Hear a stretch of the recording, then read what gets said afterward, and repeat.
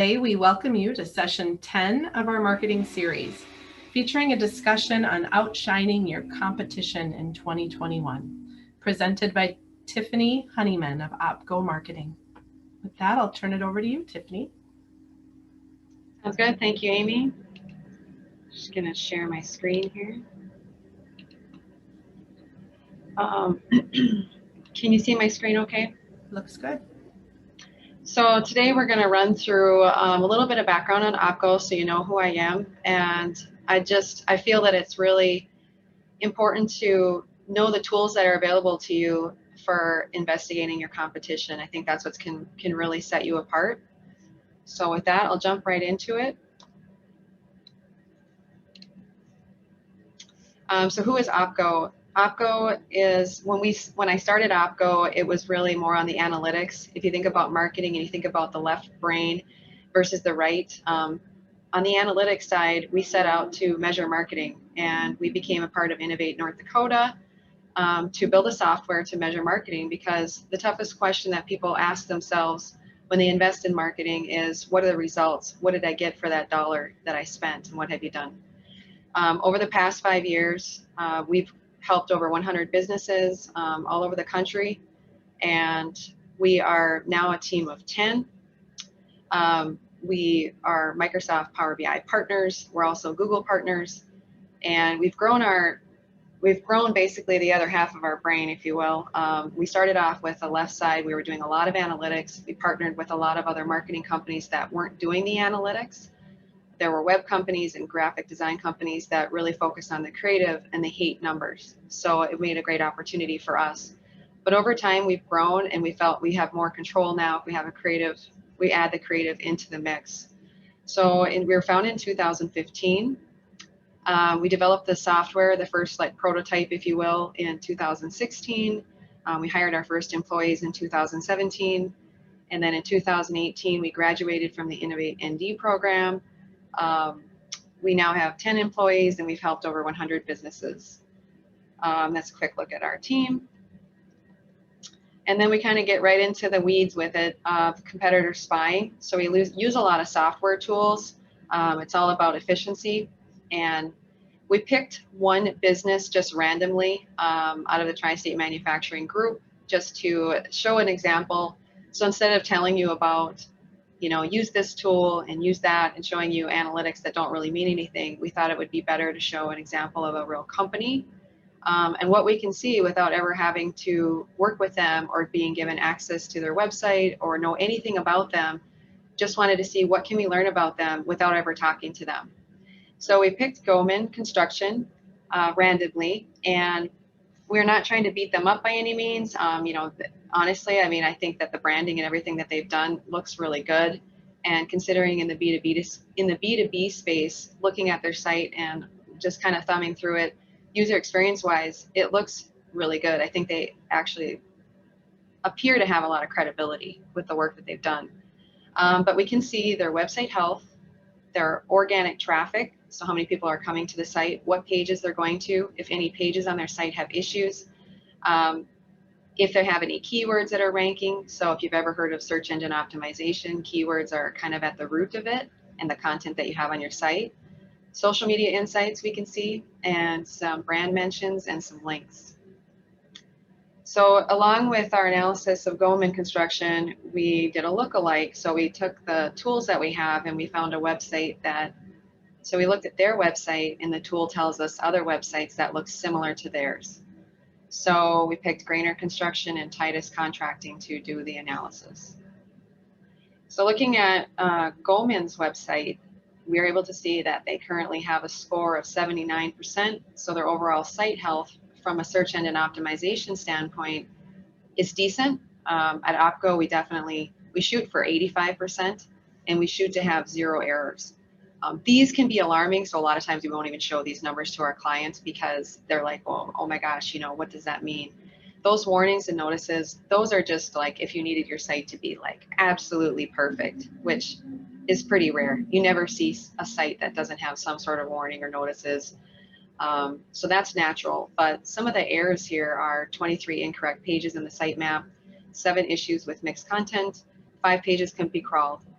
So just by checking these on a monthly basis, the company, their marketing team was looking at it, they can ensure that their overall web health is good, which is going to, if the less dings that you have on your website, the more likely it is that Google's going to show your website over a competitor. So that's why we look at those. This is another tool that we can look. There's a ton of data out there with this tool. This particular company that has this web page test tool that you can run your site through, oftentimes you'll see an F on the security because I believe that they sell security. So we're always looking for that, you know, like taking things with a grain of salt. But when you get into the technical side of SEO and looking at your website, if you're a large company, the difference with the technical can be the night and day for your website on like whether or not you're getting organic traffic. So it is important to look at, you know, fixing some of these things. If, you know, I oftentimes will equate your website as being an extension of your sales team. The sales team should be using your website, and your website actually should be bringing you leads, just like a salesperson would. The tools get into the weeds. I mean, I'm not going to go into all of the things that the tools will show you, like the specifics, but I did want to highlight the images are important. So we looked at the page image score, and they got a B, which is good. But if you look at this red bar here, if they were to optimize their images and shrink them down, they could get them, you know, roughly they could get these 9 images that are the biggest problem children on the site, get those down, and then they're going to speed up their site. So, you know, you're compressing them down. It's going to increase the speed on your site. These software tools will tell you for free exactly which images are huge and are slowing down the site, so you can go right to them.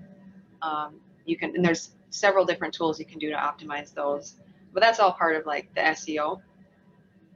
There's a quick check that you can do with Google to see if your page is mobile friendly. It even gives you a screenshot so you can see how it looks. So if you're not happy with that and you feel like, oh, you know, I can't see this up here. What is that? Why does that look weird on mobile? You can go back to your marketing company and be, hey, fix this. You know, mobile is, more people are going to your mobile site than they are to your main website in a lot of cases. I would say with Goman, there's probably their serious traffic, and the people that are going to be looking at them are probably going to be from desktop. However, the mobile is still, when you're looking at it from a Google standpoint, if your site's not mobile optimized, Google will not even show the desktop version, or it'll show a competitor that has a better mobile experience than yours. So mobile still is number one. But then just looking at like your overall website user experience, the one thing that jumped out at me initially was always having to remember, and this is just a one-off, right? Like a personal bias thing, but having the W in the name W Goman. And I'm sure they have every reason for this, because I actually found some other sites out there that had Goman on there. And I went to network, and I can see somebody has this you can buy this Goman.com without the W from Network Solutions, you know, and then you go to their page and then they're trying to sell you. So basically you could pay Network Solutions a fee to broker it for you. And then that's not getting you the domain. That's just paying them to like fight for you. It's like paying an attorney, not knowing if you're going to get it or not. And then you get to learn, what are they going to charge you, you know? So I could see why they may not want to go and purchase that domain. But if, as a marketing company, we're always looking for those opportunities to make it easier for the user. You know, like if somebody forgot the W and they accidentally typed in Goman.com, it's going to take them to a dead end. So we would always try to encourage, you know, if you can, get that so you don't lose that traffic. And we also, if you're looking for domains, we use GoDaddy, super user friendly. You can buy a couple of them and then have them redirect, you know, to your site if you think that people recognize something. You know, maybe your business name is really long, and after a while people start using an acronym. You could actually go buy the acronym.com, keep your other long name.com, and have both of them direct to your site. So with Goman, we can see when they started to get traffic to their website. They've been around for a long time, so we would expect to see some pretty healthy traffic. This shows us the trend all time, so we can see that back in 2017, it looks like they started to do something to improve.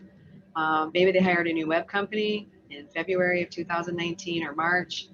things started to take off. They started adding meta descriptions or something to their site because they were getting zero traffic before that. Considering how long they've been around, they should have had traffic prior to that. So maybe they've, been using some other marketing tactics or relying on the sales team and not doing so much of a digital play. But it looks like they've turned that on now. And you can see down below the different keywords. So we talked about key phrases. So if somebody punches in general contractor in Minnesota for commercial construction or something like that, you would want to rank for that. You'd want to be on the top 3. So in the yellow, we're showing with this tool, it'll show any keyword that has a ranking of 1 to 100. If you're ranking from 1 to 10, that means that you're going to be on the first page of Google. Anything that's ranked beyond number 10 means you're not on the first page of Google. You're not going to get any traffic to your site. You need to be on page 1 in order to get traffic to make it count.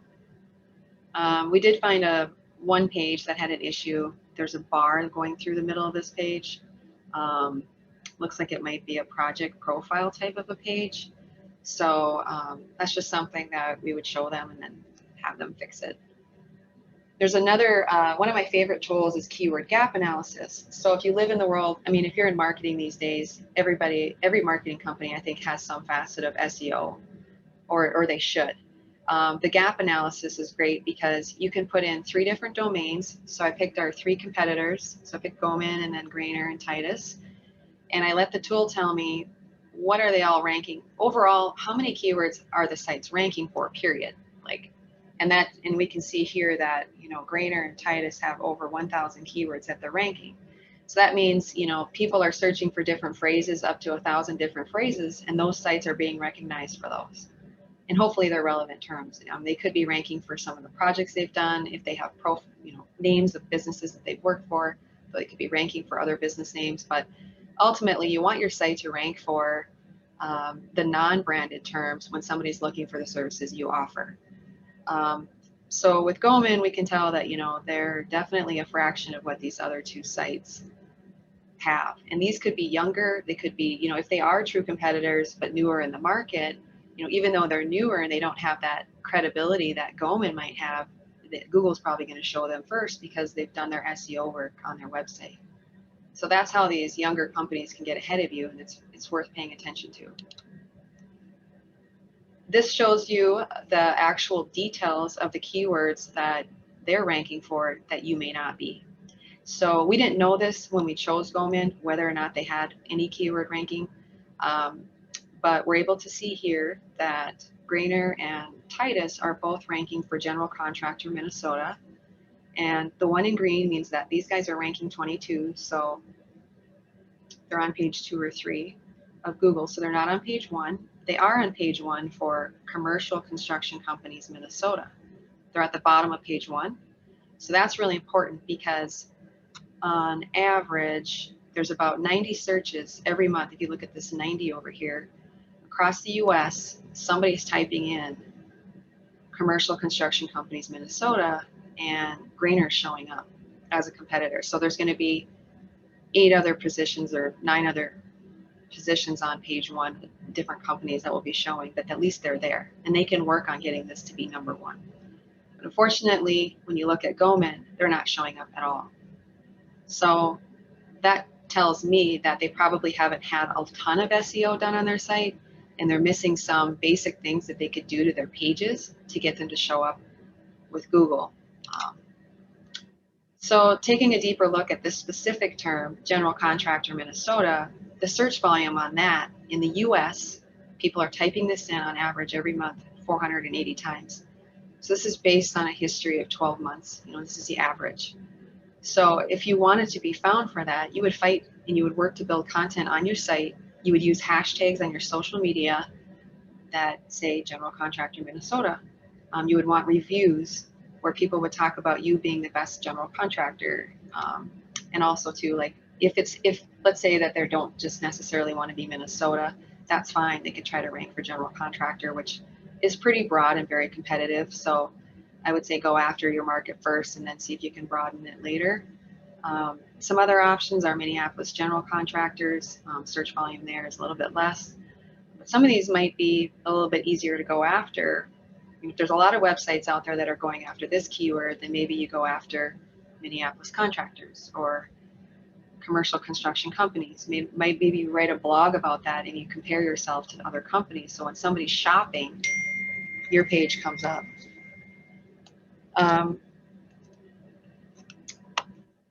So we can actually search for general contractor Minnesota, the term itself, and we can see the trend. And we can see January, February, March, and April this month.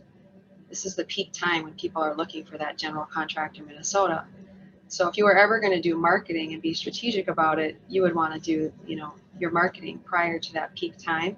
You'd also want to make sure that your Google ads were turned on, for that you can turn on the paid term for that to make sure that you're going to be showing up. So if you're not showing up organically, you can pay to be on page one. I'm sure this isn't new to any of you, that you can play the Google paid ads game. You just have to be careful on how much you're willing to pay for that click if they're not converting, into a lead. Some other variations that the tool gives us that we might want to target in our Google paid search campaign. If this one's too expensive, if you have to pay $27 per click, you're going to be like, hell no. And you're going to want to pick something else that's less competitive. So maybe you're near Rochester and you want to put in, general contractors, Rochester, Minnesota. So organically, you could try to go after it, but you could also use these ideas in your paid search campaign in Google. It also gives you related keywords, so a little bit more broad. So there's 454 if I was to expand and do more research. Plenty of keywords to go after and research to get ideas. You don't have to do this by hand or guess. This tool tells you these are what people are looking for. This is the search volume, and here's some ideas. So you can just easily grab them. It took me 5 minutes to get this analysis. Then digging in a little bit more, you can see, okay, organically, well, who is showing up for general contractor in Minnesota? Wonder Woman Construction, Hoffman, and Prima. So, and when you're in here, you might have heard the local search, so they're showing up locally, so they're getting the premium here. Google's going to shrink this down, I think, to 2, but if you can land this where you're on the map there, that's the best position to be in. And then I just wanted to show the map. I actually clicked on the map so you could see that, yes, it's really competitive. Somebody looking for general contractor Minnesota, there's a lot of options, which is even more of a reason for you to pay attention to your website, because these people are probably clicking around if they're looking for something specific. If they are bigger projects, with some of our clients, they're really looking for, they're going to reach out and it's going to be more of a sales play and less about the website, but the website itself does play a role. This particular company is paying for an ad, so you can actually see what the ad is. They may not be a true competitor to Goldman, but they are paying for it. So if Goldman wants to go after it and target that same keyword, when somebody else is paying for the same one, your price goes up for that keyword, for the cost per click. So you never know who's going to be in the game, and you might be competing with somebody that's not really necessarily doing the same thing you are, but they're targeting the same term.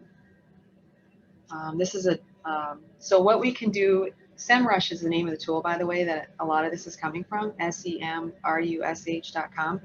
I think if you were to buy an individual user, I think it's like $100 or $200 a month to use the tool.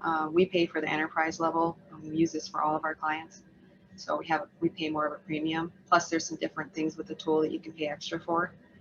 But we can set up campaigns. So back when I was showing you that slide that had those circles on it, and it said, that Goldman only had a short amount of keywords, like 100, versus the other two had 1,000. Well, Goldman can say, you know what, we don't care if we're only showing up for 100 keywords. We want to rank for the ones that we care about. We could care less if there's 1,000 or not. We just want to rank for the 20 that mean the most, that mean leads. So we can set up a campaign inside SEMrush, drop in the 20 keywords, and then drop in the competitors that Goldman tells us to drop in. We don't have to guess, right? They can say, nope, we want to be compared to XYZ.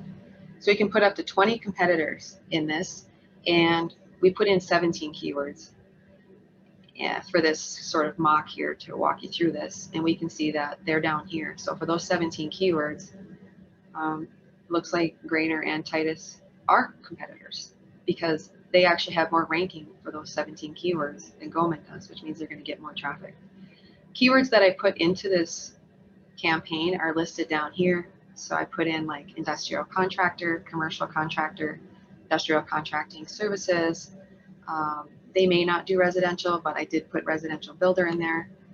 They might have a sister company or something where they bring leads in on that. So that's why I dropped that in.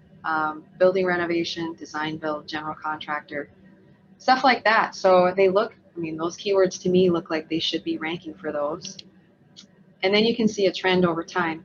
So this was only a short span because we just set up this project for this presentation only. We'll be turning it off after this, but over time, if we wanted to look year over year, or even, you know, if we're actually being active on our SEO campaign and building out content and trying to get rank, we would want to look at this every 30, 60, 90 days and say, okay, is the marketing company doing anything? Am I getting any rank for this? Why am I paying for all this content and nothing's working? So this is your proof, you know, that if you're moving up or down. A lot of times you won't see it such a straight bar. When it runs for a long time, you can see sometimes you'll start to go up if things are going the right way. So I was correct when I did go back in and look. We have a separate tool called Screaming Frog. We can export basically the guts of the website, and we can see, did they put in any information other than the URL when they set up the website? Did they actually put in a meta description? So a meta description is something that shows on Google that's below your URL, and you can customize that. You don't have to just let it default to whatever the web. So I was just going to see here if I can pull up an example for general contractor Minnesota. So in this example here, scroll down. This text underneath here, this is your meta description. Licenses are required for all residential, blah, blah, blah. You can put your phone number. You can control that, and you can add a call to action. You can put your phone number. You can put your differentiating factors to really get people to click on it. So that's why it's really important to have your meta descriptions on there. And if they're not there, it doesn't mean that nothing shows up. Something's going to show up, but it's going to pull in automatically whatever the content is on that page. And if that page doesn't have much content, there's probably not going to be much going to show. And you're limiting your opportunity to let Google bring you leads. So you'd want to go in there as number one and get the title and the meta descriptions added to your pages. And it's not complicated. Taking a look at the website pages for Goman, these two, well, this is actually the same page, but I didn't have enough room here on the slide, so I did a side by side. So this page is where the most time is spent, and it has the best rank for them. So when somebody's coming here and deciding whether or not they want to work with Goman, they're spending time on this page, which makes sense. It looks like they spent some time. There's actually more on the page, but I just threw in these two examples so you could see that, you know, if it does take a little more time to put something and build something custom that helps communicate what you do and how you do it and how you're better, have your graphic design team put something like this on your website that sets you apart from the competition and helps answer the questions that they might need to help make the decision to either pick up the phone or contact you. So this is probably really helpful for somebody making that decision, and it looks custom. Google My Business. So when you think about social media and you think about Facebook and LinkedIn, I would consider Google My Business in that caliber of a social media channel, but I would also put more emphasis on it than even those. So in the last few years, your local search, Google is favoring businesses that are setting up their profiles for free, adding in their services, you know, the hours and all of the information in it, and your reviews and everything else will show up here. And it's definitely a game changer. If you're trying to show up in a specific community, Minneapolis perhaps, you would definitely want to set up your Google My Business. And this, even if you're a business that's national, it's still important because this is what's going to serve up on that search engine page first before they even decide to come to your website. So if you can play in this, and this helps you get the rank so that you can show up first. So it all goes hand in hand with that SEO. So we took a look at Goman, so you can see that they do have their setup, which is awesome. They've got the information here. They don't have any reviews showing. Grainer, so this is what they have. So you can see, like, you know, what's more aesthetically appealing. How do you want yours to look? You can be really intentional about that, you know, when you're deciding. So they have reviews, and they have 6. The average score of their reviews is 3.7. And even if you don't have a 5.0, that's okay. I would say if you could have something that wasn't perfect is probably better, because if you had a perfect 5.0, people are smart. They know that you've probably paid somebody to put that 5.0 on there. So, I mean, there are some businesses that do get 5.0 legitimately, but if you don't, I wouldn't be concerned about it. I think you just want it to look like authentic. And then this is a look at Titus Contracting. They have 20 Google reviews, and their average score is 4.6. And then you can see down here, they do look different. You know, if I was looking for more residential, then I'd probably pick them. This looks more commercial. We can also see social media. So without ever having logged into any of their sites, this is also available through SEMrush. You can monitor your competitors. You can see the size of their social communities, how often they're posting, how often they're engaging, how much reach they get. And you can see it on like Twitter, Instagram, LinkedIn, Facebook. And you can see down here that Grainer is on Facebook, Twitter, Instagram. So you might think, okay, you know, you might not assume that B2B or construction would be on Instagram, but if you have your team or your marketing team or your people that are actually on your team using their phones and taking photos, why not go with Instagram? Because it's just another way to set apart from the noise, and you can show your imagery, use hashtags, stuff like that. So their total audience is $23.99. And then Titus Contracting, you know, similar there, but they're actually on LinkedIn. And then Goldman looks like they're on Facebook and LinkedIn. Their audience is much smaller, obviously, because they're only on 2 versus 4 channels. But then if you look at the next slide, we can see that over the past few days, so we've only had this running for a couple of days, the activity with Titus is much greater. So we can see, you know, Grainer is the winner for the audience size, but Titus is pretty active on with their social posts and stuff like that. So if you do have the audience, you want to engage with them. Goldman hasn't done any. Grainer did some, which is good. And then I just wanted to show these in case you were curious and you're not using Instagram, you know, what it might look like for B2B. So this one is a view of Grainer Construction and what they're showing on their profile of their Instagram. At the top, they have a nice video. Looks like it was drone footage. Down here, they've got, looks like some history, some tidbits. So it's just a nice compilation to help people get to know the business. It's part of the branding, adding credibility, even if there's not a lot of traffic. Your social channels will show up too. Besides your website, your social channels will come up in Google search. So if, for example, Goldman's website may not be ranking, but maybe they're doing a kick butt job on LinkedIn or Facebook. Well, if you can get a feed or a funnel coming in through those, it could be just as good. And then this is a look at Twitter. So this, I wanted to, you know, not just show all of one business. So this is what Titus does on Twitter. Looks like a little bit of stock footage or photo, and then some actual photo. Here they're probably just explaining, you know, interior design. And then this just looks like it might be a blog that you can link back out to, part of their SEO / branding and lead generation. You can also look for brand mentions. So one of our clients, this is kind of a bad example because I think what's pulling up here is basically what the tool is doing. You know, you punch in the brand name, W. Goldman Construction, and it searches on the internet to say, where is that name popping up besides their website? Like, who else is talking about them? And if they're doing government bids or stuff like that, that's also going to show up. And so I think that's what this is, which, I mean, that's fine. But we did, it's hard to really use that, I guess, in a marketing standpoint, you know, because it's outside of the marketing piece.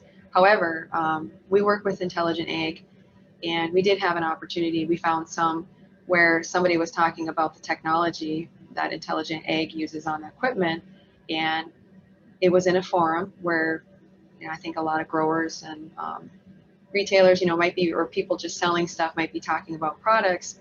They're in those forums, and we were able to see that somebody was actually recommending an Intelligent Ag blockage solution versus a different one.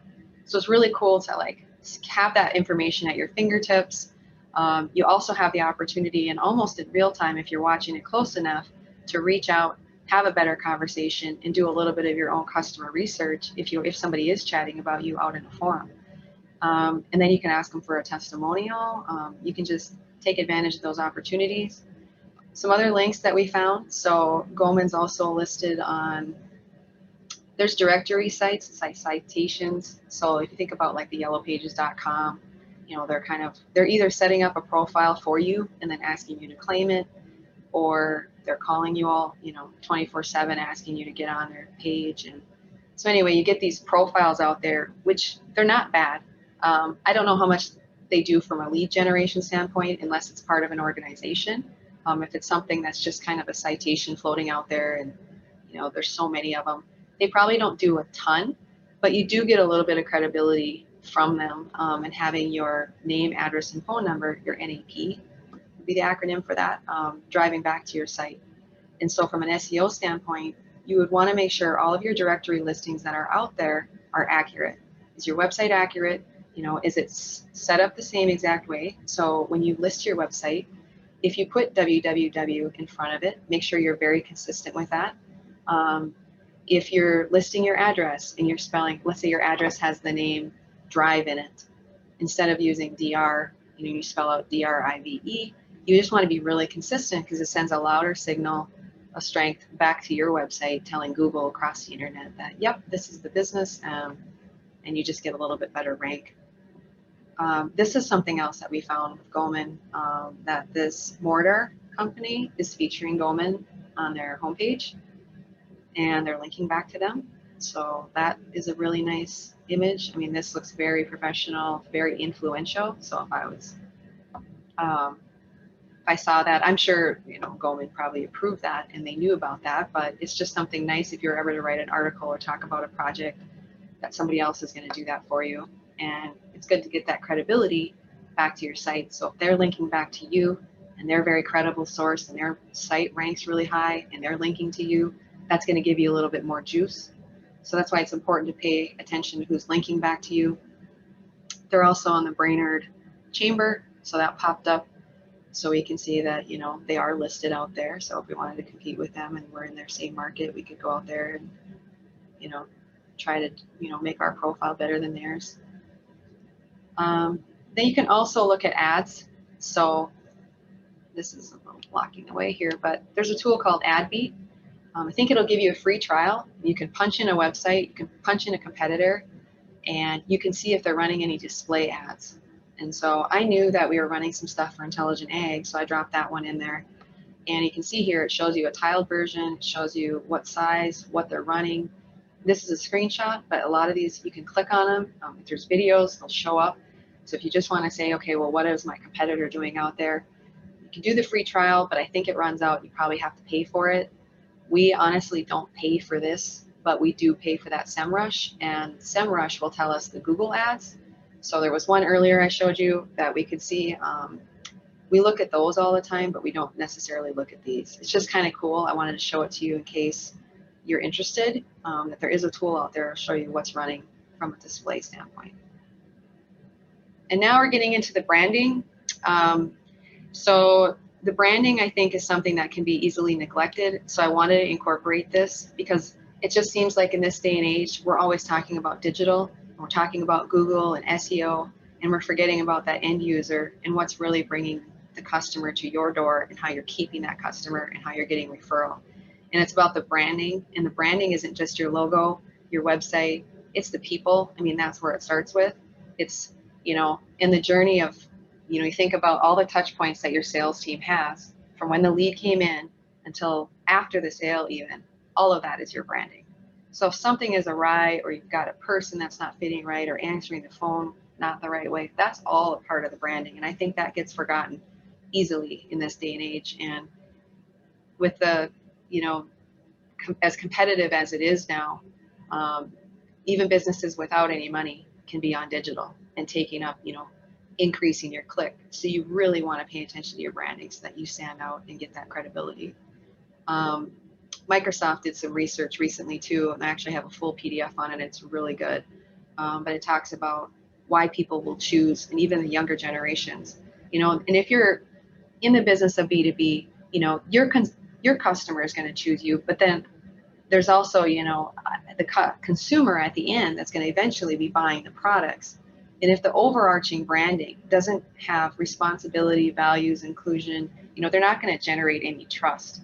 And the younger generation is really looking for those businesses who are taking responsibility and who are being inclusive and sharing their values, and they're choosing companies over their values. So if that's not something that you have in your branding, that's something to revisit.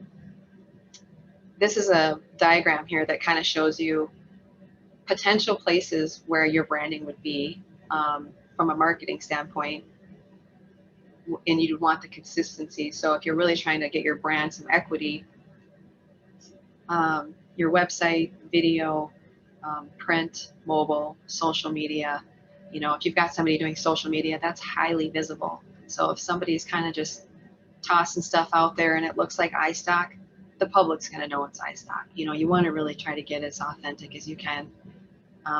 It's difficult to get photos. We all know that. That's like the biggest pain point, but we have some ideas here that I can share with you too on how to get better at that. But then email, is making sure. One example with email is you can do a marketing email, or you could help the sales team craft an email and send an email that way and arm them with something they might need. So maybe they need like a sales sheet to help convince or nurture, and they want something custom. So it's just, we're trying to be really fluid as a marketing company and say, let us talk to you, let us talk to your sales team, let us talk to, and if you want, let us talk to your dealers, because the dealers are also selling for you. And so everybody needs something along the way. And a lot of times it comes back to marketing. And if you're a barrier, one example that we had was one of the dealers for one of our clients, we reached out to them and they were actually sending out a newsletter to like 400 of their dealerships. And they didn't realize that one of our clients had this promotion coming up, and it was a totally coincidental call. And they just said, oh my gosh, that's a great promotion. And they did like a 2-page spread on it in their newsletter that they sent out, which gets more visibility to our client. So it's great to have that streamlined communication. But coming back to this email, well, this is kind of what I was saying, is you could do like the marketing email. We recommend not buying the list. You're going to get your email shut down, and people, like I said, are smart. They're going to flag you if they can, because people get so many emails. But we would still recommend building an email list. If you've got some information that people care about, go ahead and build. That's important. But instead of sending the marketing email all the time, maybe help craft a message or make something for the sales team that's sort of that in between, kind of a hybrid personal email, but it's still marketing, but it's not a blanket email that's going out to everybody in the same way. So it's kind of like a personal, let the salesperson have a personal brand touch point with it and not just send out a mass email. And video is a lot cheaper these days. There's a lot more, you don't have to pay as much as you used to get videos. And we highly recommend that. Video is like the next big thing. We don't really need to go through this. This is all stuff. Custom co-op, I would say, would be big. We've done some of this with our clients. Like, let's think outside of the box. Let's have discussions. We've actually gone and met with dealers in different markets on behalf of our clients to ask them without the client there, saying, what do you really think? And then we come up with some custom ideas there and help them. And then just trying to be unique and engage with your brand. Don't always send out a brochure if there's a different way to do it. This was a big hit with the Minn Kota dealers. This is a fan deck. So this is vinyl, and on the front side, it's got a little bit of gloss on it, but it shows kind of the lifestyle aesthetics. And then on the back side of this, it's got the specifications of each type of window, which are really handy. It's small enough to fit in your pocket. It's durable enough to roll around in a pickup. We envision these guys being on the construction site, but then it's also, you can get it wet, right? Because it's vinyl and it's not going to warp. So they were pretty excited about that. And then when you think about the agriculture industry, you might think, oh, we're not on social media, we shouldn't do that, or farmers aren't there. They are. They're on social media. There's influencers.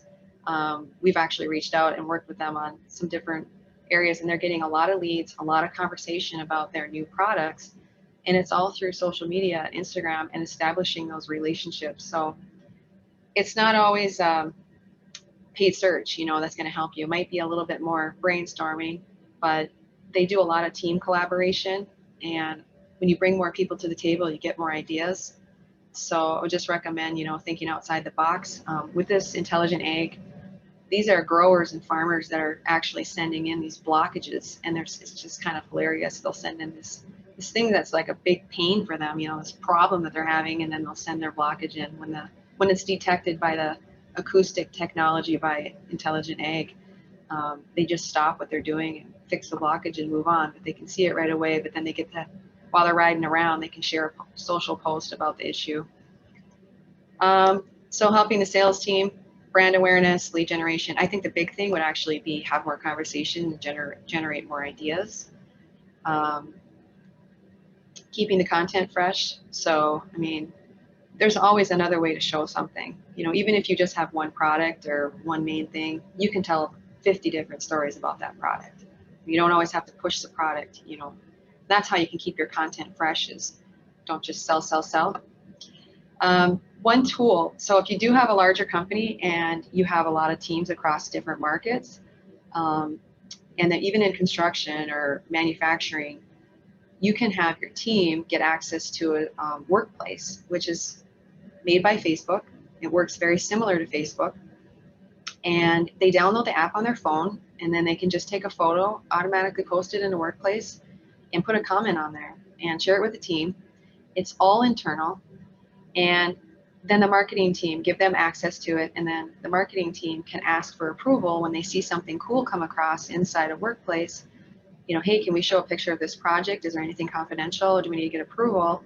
And then it's just like that authentic content that you're looking for on the job site, or wherever it might be.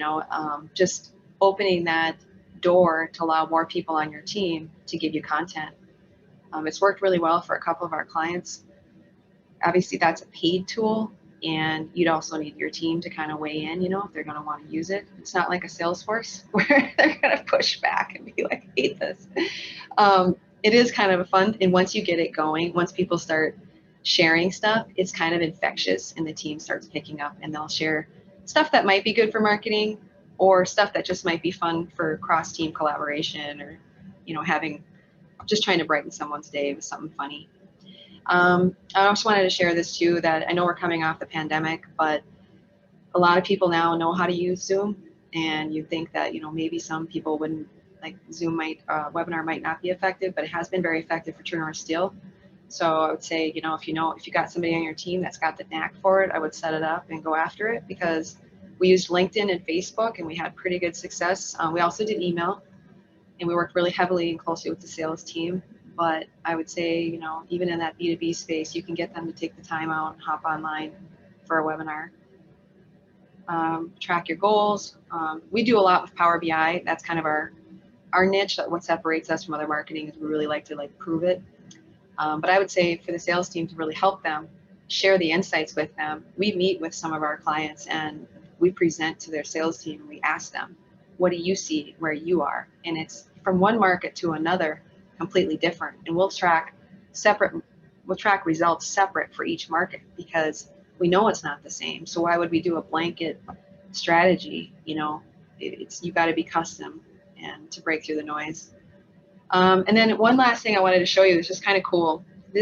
What we can use with SEMrush, you drop your website or pick your favorite customer. Go out to their website. If they've done their SEO well, that's great. And then have the tool show you websites that look like theirs. So your favorite customer times 10, basically, it can show you. We've done this for a few of our clients. This one was kind of interesting because we did a lookalike and for Goldman, and they're showing up because they do the crane thing. So they're showing up there, and Tri-State Manufacturing is showing up. We know they're not but we could maybe this would be like, if we were actually, let's say that was our client, we would say, oh, well, what's this TSMA? We should check that out. Why are they associated, or why does that site look like that? And then, maybe there's some leads we can get from that. So one of our clients is ISO finishing, and they're super niche, and this worked pretty well for their sales team to go out and find some prospects for them. And the quote of the day is, people are often more willing to act based on little or no data than to use data that's a challenge to assemble. So that in itself is why OpGo, I mean, that's kind of why we're in business, is because we thrive on getting the data and providing the insights to businesses so they can make decisions. And it might seem overwhelming to a business owner who's, focused on the traditional marketing stuff and doesn't have time to dig into all the data, but it's honestly, with the connectors you have, it's super easy. Then I have a listing here of the tools that we've used, and I can actually provide the links if you'd like them, but the actual logos and the name of the tool that we have talked about are here. This one here in the middle, this is Screaming Frog. I doubt a lot of you will use it, but it's kind of one that I like. It's the one that showed me that the meta descriptions weren't on the site. SEMrush is like the #1 I would recommend. Moz is a competitor to SEMrush. We used them for a while, but then we switched to SEMrush because it has a lot more competitor insight. And then you probably recognize a lot of these other ones. Hootsuite's what we use for social. And I think that brings us to the end. Questions? Thank you very much, Tiffany. As a reminder, if you do have questions for Tiffany today, please feel free to put those questions in chat, and I'm happy to relay those for you. I do have one here to get us started. How many clients have used the lookalike website feature to find prospects for their sales team? I would say at least a handful have. And when they find out about it, they're like, they'll send us to, like, they'll remember the tool when they, they kind of cruise for a while, we'll give them a batch. We've actually used like Google Sheet, and then they'll tell us, here's a client that's really good. Go see if you can find any additional. So we'll drop them in the tool, and so I'd say about a handful. We don't show it to every business because it's not as applicable, but if we see that they're struggling, and we don't typically help out with the sales team, if you will, because we're more of a marketing, but once we came across that and found that opportunity, we just decided to share that. Great, thank you. Another question, what digital mediums do most of your B2B clients use? So almost all of them use Google Ads, and they do have an SEO strategy. And I would say they're moving more into the social space. Over the past few years, they were really reluctant to do so, and now a lot of them are jumping on that. They're seeing leads coming in from social. I'd say a bigger shift there. There is a question in chat, will this presentation be available for download? It is recorded, and the link is sent out to everybody registered. So that hopefully will suffice for that. And I know Tiffany mentioned there are resources and links at the end of her presentation that you can access as well for help. So another question here, when some marketing channels don't work, what's the main reason why? So it could be a lot of factors. I would say targeting would be #1. So if you're choosing a channel, you have to know that target audience is right. And so so I would say if it's not working, you might be, shooting the wrong direction to the wrong group. Or it could be that the messaging isn't right. Maybe you're not saying things in a way, or it's too noisy or too busy. So, and I would say too, you can't rely on one channel. It's a compilation of several things working at the same time. So a lot of times we'll run a Facebook awareness campaign, and then we'll turn on the Google ads at the same time. And it's like when you run them together, they work really well, because it's almost like people don't want to be sold to. Like they'll see something, but they're like, oh, I'll click on it, whatever, but I'm not gonna. But they remember the name, and then they're gonna go out and search for it. And then when they search for it, all of the credibility to what channel it came in ends up being Google, even though it says, oh, Google didn't generate any of the, or Facebook didn't generate any of these leads. As soon as we turn off Facebook, all of the leads stop. So I would just keep in mind that the channels work together, and when you're trying to, do your attribution and trying to pin down like what's the #1 channel, I would always keep in mind it's probably a combination of channels, not just one that's doing it. Great, thank you. Looks like that is all of the questions here in chat. So I want to thank you, Tiffany, for taking your time to share your expertise with us today. This webinar has come to an end, and Tiffany and I will stay online for anyone that has additional questions about today's presentation or our associations. So for those that are logging off, enjoy the remainder of your week, and we will see you next time. Thank you. Thanks, everyone.